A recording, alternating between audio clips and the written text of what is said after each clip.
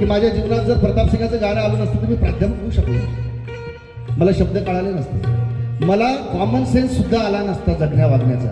मी वामनदादाची पुस्तकं जेव्हा वाचतो ना, मी जवळपास 5,000 गाणी वामनदादाची आतापर्यंत वाचलेला माणूस आहे, दररोज वाचत राहतो. मला नवीन नवीन काहीतरी सापडते त्या गाण्यात, आणि नवीन नवीन गाणे मी प्रत्येक स्टेजवर प्रतापसिंग वामनदादाची एक प्रथा पाळत आलो, नवीन स्टेजवर नवीन गाणं गायचं, दरवेळेस काहीतरी नवीन देण्याचा प्रयत्न करायचा. आणि म्हणून वामनदादा शेवटी लिहितात काय, प्रतापसिंग आज तू, प्रतापसिंग आज तू, प्रतापसिंग आज तू, प्रतापसिंग आज तू.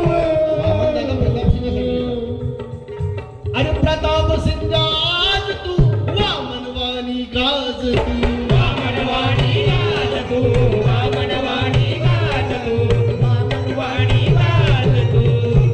म्हणजे प्रतापसिंग दादा माझं नातं काय होतं, तर बाप मुलाचं नातं असतं ना, त्या नात्याच्या पलीकडचं आमचं नातं.